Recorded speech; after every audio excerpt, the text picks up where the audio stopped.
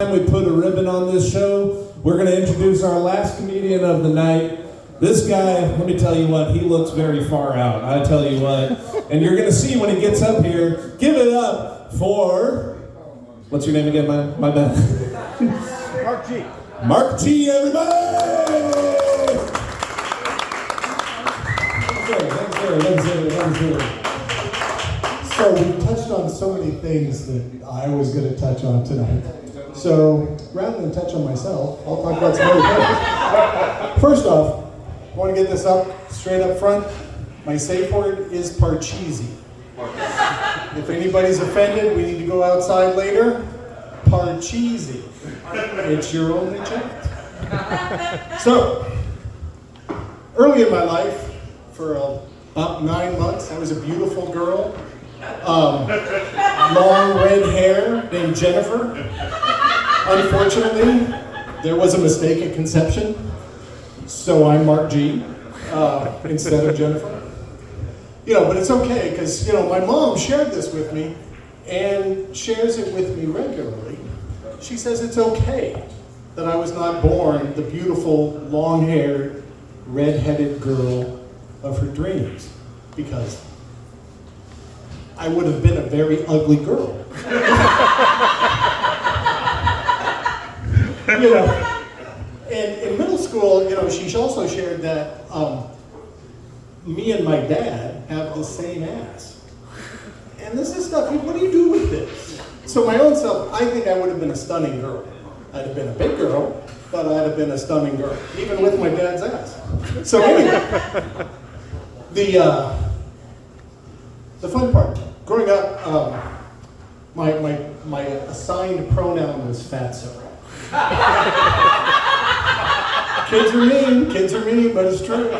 In third grade, I discovered I was too big to play football because there were height and weight limits. In junior high, I was 5'10". I had to always wrestle the coach. Always on the bottom. These are the realities, right? So being a big kid, I was a big kid. I grew up to be a big adult. You can see this. But I've been on every diet you can imagine. Seriously, name a diet. Anybody? Keto, been on that? Paleo. Older. What? Paleo, Been on paleo. Hey, does anybody remember the cabbage soup diet? Yeah. It's the diet that announces itself.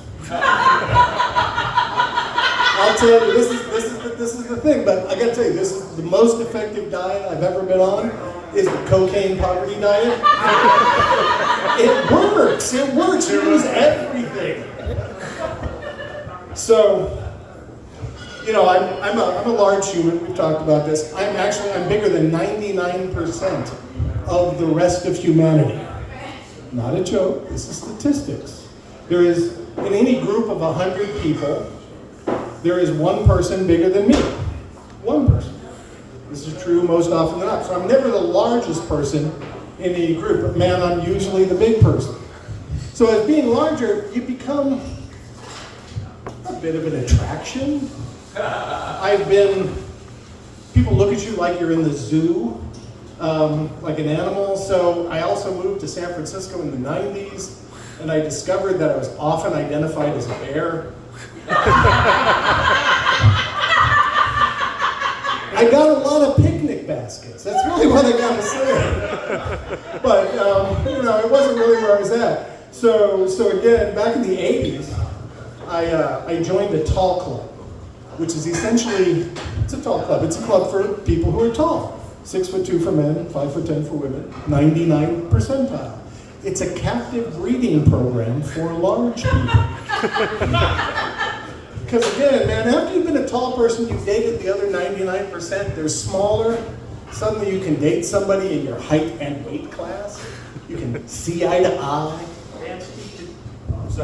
Dance cheek to cheek without the And sex stops being this minuet. It's a mosh pit. Because again, we're all 99 percentiles. We're big humans. It's a good thing. This is why I have 7-foot-tall children. And again, perspective. I've been a big person my whole life. I'm not a big person with my kids. I'm really, really glad I didn't spank them as the new one is, because again.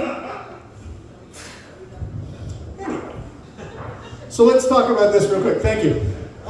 You've noticed I'm wearing a kilt. I'm allowed to wear a kilt. I'm a Scottish person. I'm also an Irish person, a Dutch person, a German person. This is America, you get to be many things.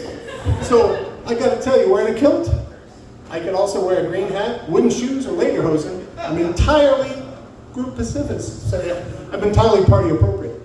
So, another thing about wearing a kilt. People, we talked about furries earlier. This is kind of an interesting one. Wearing a kilt's a lot like being a furry, because it happens in groups. Rarely do you go out in the world by yourself as a furry or a kilt person by yourself. So, but I am a solo kilter. So as such, you find things out about people.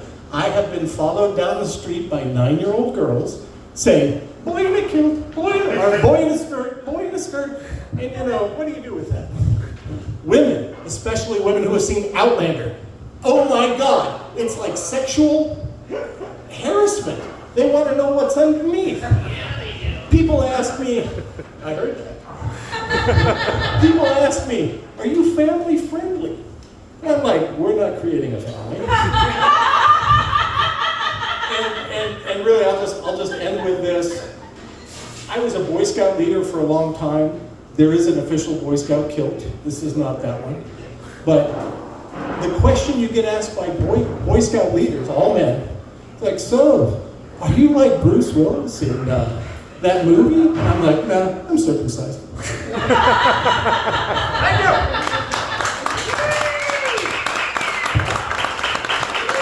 Yeah, give it up for Mark.